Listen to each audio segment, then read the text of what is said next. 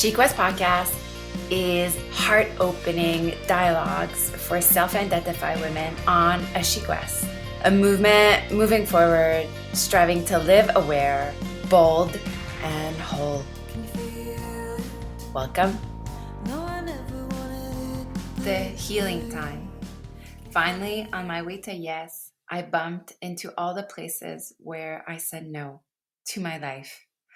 All the untended wounds, the red and purple stars, those hieroglyphs of pain carved into my skin and bones. These coded messages that send me down the wrong street again and again, where I found them, the old wounds, the old misdirections, and I lived them one by one, close to my heart. And I said, holy, holy. Gertler. Welcome to your second She Quest Summer School podcast series. I'm your host, Estelle Thomson. The second week's show is all about woman and body. I hope you use this short radio show as a self-exploration tool for personal growth.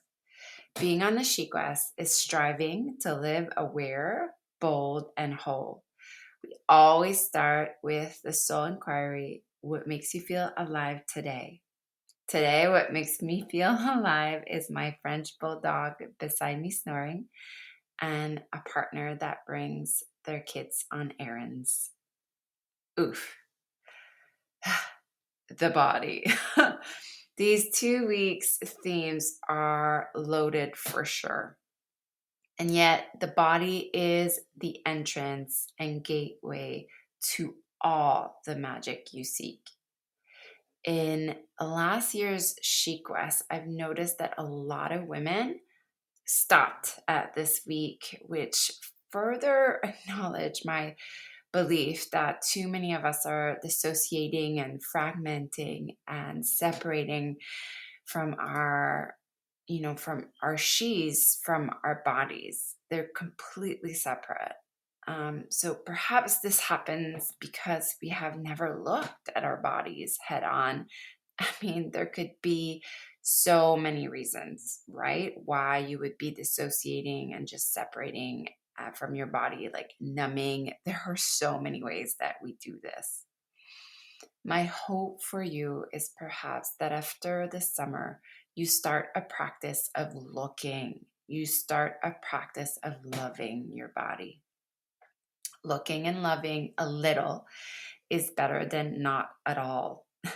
What does it mean to be and look and love my body for me it's 37, but you put your age in the brackets here. Let's elaborate some more. Over my years of studying art and yoga, I've been lucky to instill in me one of yoga's most fundamental teaching, that all I need is what I have, and all I have is what I need. And She Quest, I want you to trust this idea. And more so, I want you to live this. But you're telling me, but how, Estelle? But how? Let me continue. The self-aware piece here really applies. Knowing that I can change the woman's body's conversation by exploring my own meat suit is huge. Please believe me when I say I haven't been spared of eating disorder, body dysmorphia, anxieties, and shame around my body. And of course, I've known for a while, that my worth isn't dictated by my looks. And perhaps, yes, perhaps that comes with age, but seriously, it took years to undo and unlearn this personal belief surrounding my body. And I feel sometimes I still just work on it all the time. It's a lifetime practice. But through this process, I've had to ask myself, what did it mean to be in my body right now? I like to call my body sometimes my meat suit. It's your flesh, right? But it's more than that. It's what you carry with you as well. Your stories, your past. You carry things in your heart. You carry things in your bones. Body as a mental connection, a spiritual connection too. It's not so simple. The elements of body are physical, mental, and spiritual. And I believe owning our bodies is really owning our truth. But first, let's look back at the root of the word body. In Greek, the root is soma for the word somatic, which means body, which I thought was a real coincidence that in Sanskrit, in the yoga language, soma means sweetness. Remember, you are in a body to live well in that body, to be content in that body, to feel full and feel free in that body. And I also further believe you were giving this body, like you chose this body that you're in right now. What I'm arguing and inviting you to do through She-Quest is to begin a relationship in looking and loving your body. When we are able to look, we are able to embrace and accept. For example, for years, looking at myself in mirrors of yoga studios has helped build a relationship with my body.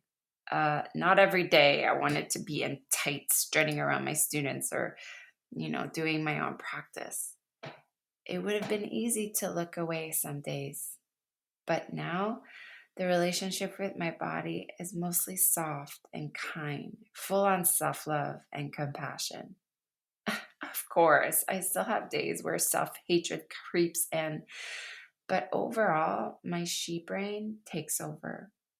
You too can build a relationship with your body by looking at yourself in the mirror, naked or not, and look at yourself through the love lens. Even if you don't believe it, keep up with it. One day soon, with small acts of bravery, looking, and that too, like looking is the work of She-Quest. Your she yogi mind will take over. And last year, many women were worried about triggers about this exercise of looking. But I'm here to tell you that triggers are not to be avoided. They are to be taken seriously, yes, but triggers are an indication of the holds and tension that your body stores. And triggers are like where you actually need to look the most. 5-10 seconds of looking is better than none. A practice in loving for me has always been through my gratitude practice. Before kids, I was way more self conscious than after kids. But carrying and birthing kids has given me an attitude of awe for what my body can accomplish. And I don't think you need to be pregnant. I want to stress that to discover that awe about the body. But for me, through my pregnancies, I've been able to reframe my judgment with gratitude.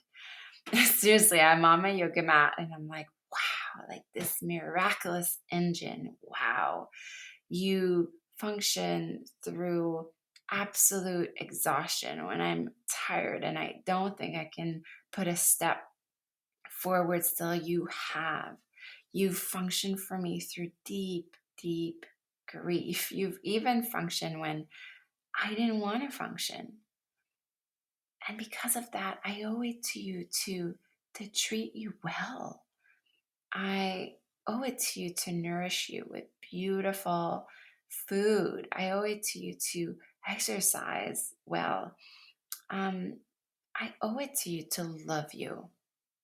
So remember, when you do your She-Quest work this summer, whether that be meditation, yoga practice, deep listening, looking, like we've mentioned today, oracle card pulling, you are looking and loving your full spectrum body.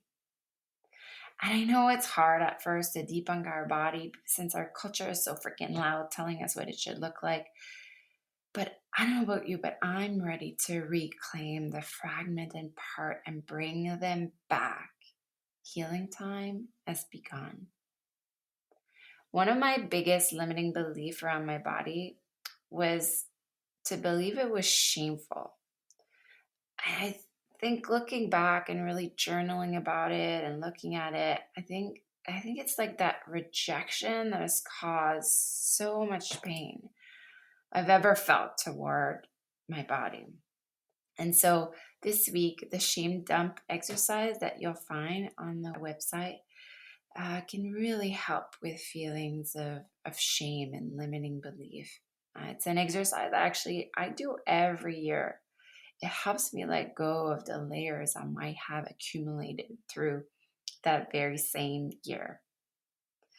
What are your limiting beliefs around your body? And knowing what you know about your body now, can you widen your lens on what it means to be present and whole in your body as a woman today? My second grounding practice is simply to sit, uncross your leg, and breathe in the places of your body you cannot see. For example, if you're standing, send your breath in the backside of your body. Imagine someone's hand is touching the back and you're breathing in those very hands. Having watched bodies for 10 plus years now, I've come to see that a lot of us only breathe in the front side of our bodies and not in the back side. And that we're so quick to breathe in the places we can't see. But this, weeks ahead, let's tend to the hidden place in us that really need more tending than anything. How can you sit here or lay here and look and love deeper? 1 to 5 minutes is all it takes to make breath and your body your ally. The mantra this week is I am safe. It's from the beautiful chorus. The passage read today was from Pezza Gertler. The music in the intro and extra has been graciously donated by the artist Jen Grant, whom I adore. You can always find me at estellethomson.com or estelle.thomson on Instagram when I'm most active. Yours in feeling alive from the inside. Always, E-Star. Love you.